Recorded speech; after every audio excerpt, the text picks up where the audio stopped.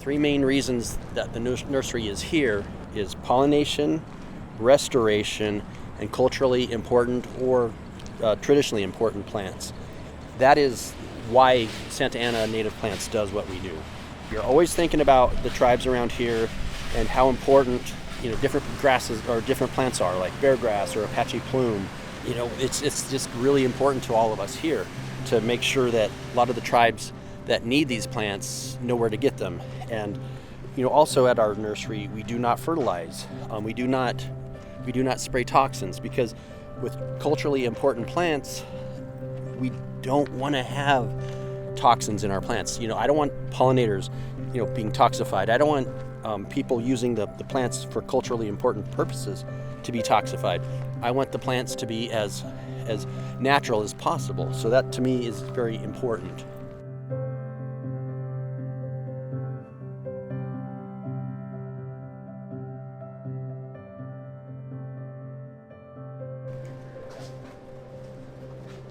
I want to show you one of the projects that we have ready to go outside.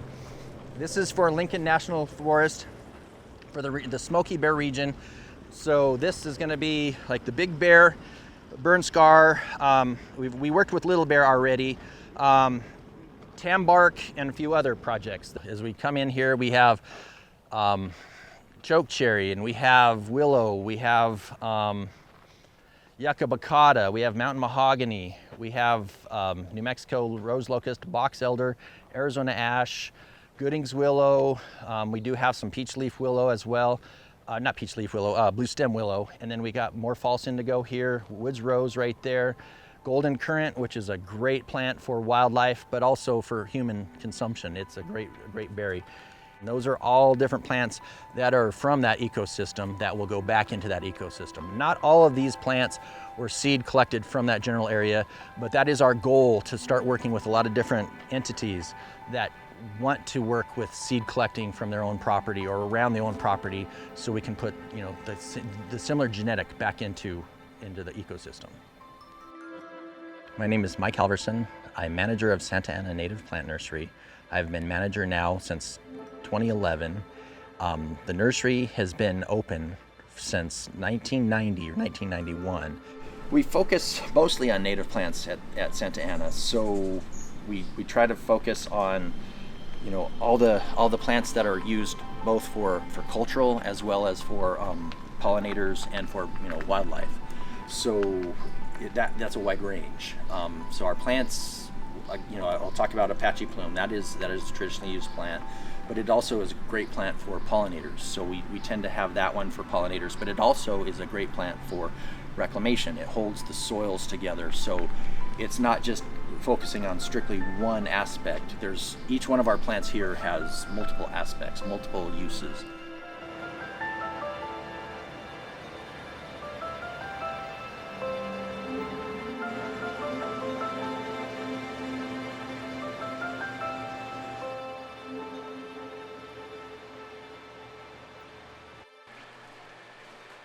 My name is Elliot Chee.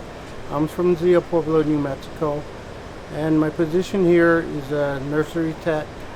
The most experience I probably got is just at home at the farming with my grandpa. A lot of tricks that they knew way back then I still use. A lot of people go to the technology stuff. I still use a lot of the old ways to grow chili, corn, stuff like that. But when I came in here, my uncle used to work here, and he was the field supervisor. He retired, and I got in, and all of a sudden I was a field supervisor.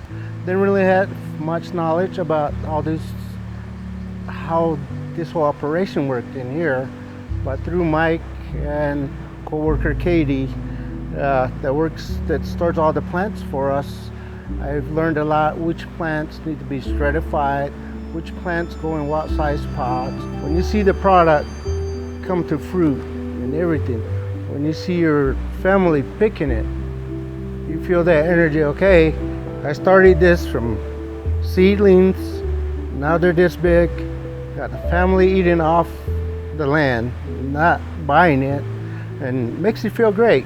Now here's our greenhouse. This is what we call greenhouse number 1. And this is where we do a lot of growing contracts, whether it's for the Forest Service, for our Department of Natural Resources.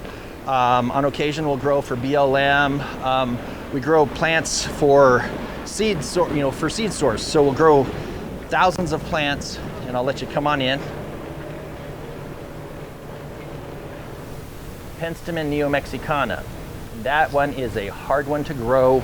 Seed sources are very hard to come by. Juniper for bandolier. So these seeds were collected on Bandelier's National Monuments property. So they will go right back into whether it's erosion control or where they've had some of the fires. So these plants will go right back into that land. I really kind of want to show you our seedling tables. So on this table here and over there, we have different seedlings. And we have Baccharis that we collect locally. We have several different varieties of cactus. We have the native grape Vitis arizonica that we have collected seed for. We've also got Yerba Mansa right here. This is Yerba Mansa from seed. I'm Bart Vandenplas. I'm the new guy here as just the native plant nursery worker, and so with that I do pretty much anything that needs to be done around here, from working with the seedlings to up-pot, to transplant the seedlings, to up-pot plants, to clean up around the yard, do the weeding, whatever it takes. It's really love working here because it's, you're living with the seasons. In the spring we do the chilies for the farmers, and then we also do the native plants throughout the rest of the year. We do the seed harvesting, and as the different seeds become ripe and ready for harvesting, we do that. So it's just really living with the rhythms of the environment, and I really love that about the job. The yard is full of plants, full of green, and it's work that we've all done together to get those to grow, and it's really really neat part of that. And also just the learning. I've worked with learned a lot from Mike on how to grow the plants and what they do, and the business of native plants. And then with Katie, the grower, on just how to make them grow and learning about the plants. She's just been a wealth of knowledge. And actually, the guy who trained me the most is Elliot. I work side by side with him most days, and I've learned a lot from him.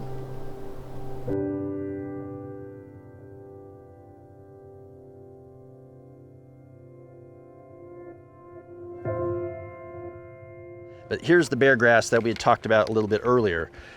This is also a very widely traditionally used plant.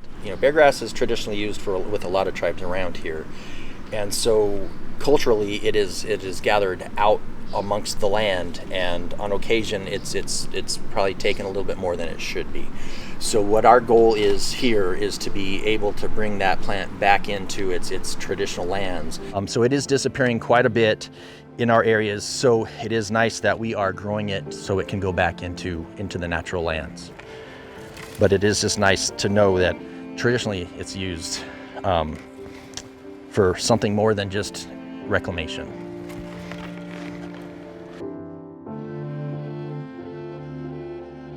A lot of tribes around, if they have a traditional plant that is used or a cultural plant that is used out in the wild, but it's slowly disappearing, we want to be that nursery to kind of maybe bring it back to health on the land. There are several plants that I've been in talks with a lot of the different tribes where they're saying, hey Mike, we are looking for this plant, we can't find it anymore. How can we get it back onto our lands?